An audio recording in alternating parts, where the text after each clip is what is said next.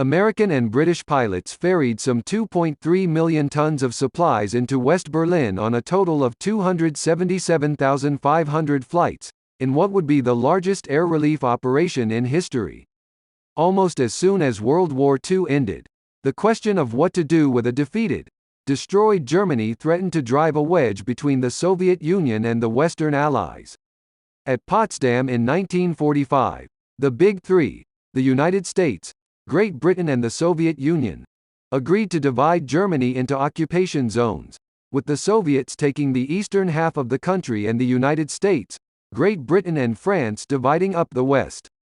The capital city of Berlin, located deep within East Germany, was partitioned in much the same way.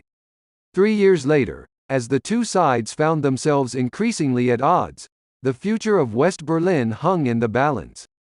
On June 24, 1948, outraged by the currency reform introduced by the United States and Britain into their occupied zones of Germany, the Soviets blocked all road, rail and water routes to the Allied-controlled sectors of Berlin. The blockade cut off the city's electricity, food and coal supply, as well as its access to the outside world. For the Allies, coming to the aid of West Berlin, a democratic island in the middle of a communist state, was non-negotiable. Over 11 months, American and British pilots ferried some 2.3 million tons of supplies into West Berlin. According to agreements made in 1945, the United States and Britain still had 3 air corridors to Berlin open to them, so they decided to airlift food, coal and other crucial supplies into the city from Allied military air bases in western Germany. On June 26, the United States launched Operation Victuals. Britain followed 2 days later with Operation Plainfare. Over the next 11 months, American and British pilots ferried some 2.3 million tons of supplies into West Berlin on a total of 277,500 flights, in what would be the largest air relief operation in history.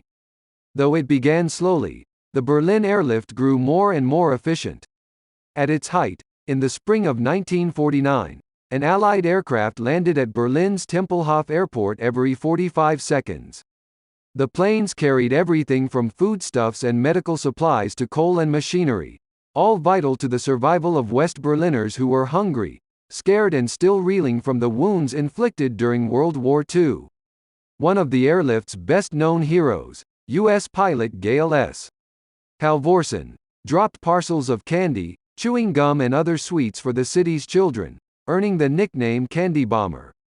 The airlift was a lifeline for West Berlin, says Hope Harrison, an associate professor of history and international affairs at George Washington University who has written extensively on the Cold War, Germany and Russia.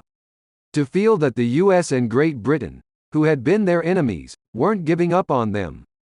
The last time they were doing anything, they were dropping bombs, and instead they're bringing in food and coal and everything else. The Americans and the British desperately wanted to maintain a Western presence in Berlin. Though neither the Brits nor the Americans wanted war with the Soviets, they desperately wanted to maintain a Western presence in Berlin. As General Lucius Clay, the administration of U.S.-occupied Germany, reported to Washington in mid-June 1948, "We are convinced that our remaining in Berlin is essential to our prestige in Germany and in Europe. Whether for good or bad, it has become a symbol of the American intent." The Allies reasoned that if the Soviets opposed the Berlin airlift with force, they would be acting aggressively against a humanitarian mission and violating an explicit agreement. Though the Soviets did harass some Allied planes during the airlift, they didn't take more aggressive steps against it, not wanting to risk all-out war with the West. Though the United States hoped to resolve the crisis peacefully, President Harry S. Truman's administration did send B-29 bombers capable of carrying nuclear weapons to Britain during the airlift, indicating just how serious the situation had become. This was the biggest conflict yet in the developing Cold War, Harrison says.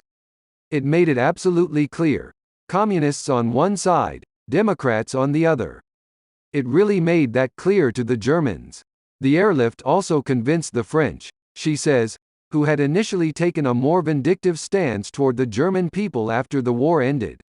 It took the blockade of Berlin to persuade the French, The new enemy is the Soviets. It's not the Germans anymore, Harrison explains.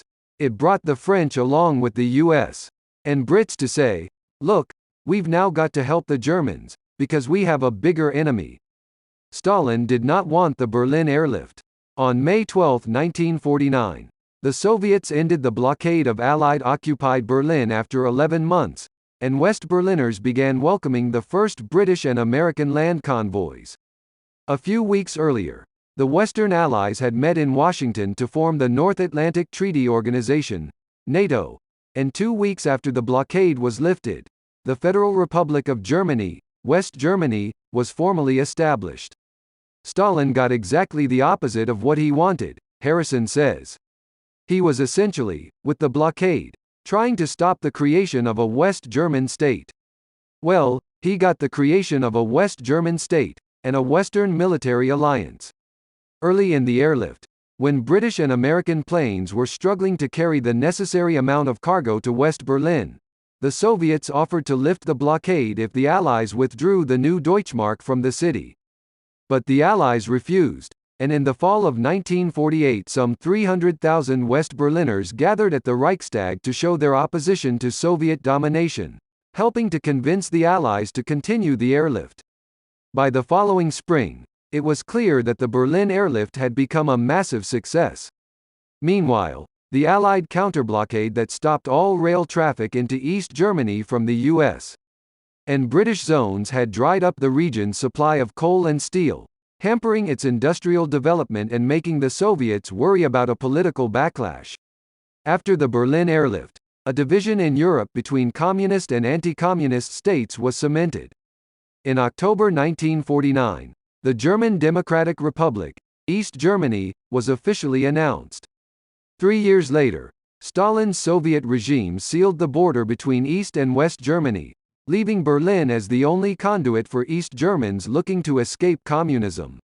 Between 1949 and 1961, some 2.5 million of them fled via West Berlin, until in August 1961 the East German government erected the barbed wire fence that would become the Berlin Wall. The crisis over Berlin in 1948–49 had cemented the division of Europe into communist and anti-communist states, and transformed the German capital, previously identified with Nazism and Hitler, into a Cold War-era symbol of democracy and freedom. For West Germans, the Berlin airlift would instill an enduring sense of gratitude toward the United States and Britain, their former enemies who had refused to allow them to be swallowed up into the communist regime, and had helped them when they needed it most. You helped us in our hour of need, we will help you now. Decades later, long after the Cold War faded into memory, the long-term effects of the Berlin airlift lingered. So many Berliners of that generation to this day have cans of food or powdered milk they kept as a souvenir of the airlift. Harrison says, after the terrorist attacks of 2001 on the United States, the city of Berlin took out a full-page ad in the New York Times with pictures of the airlift. It said, "You helped us in our hour of need, we will help you now."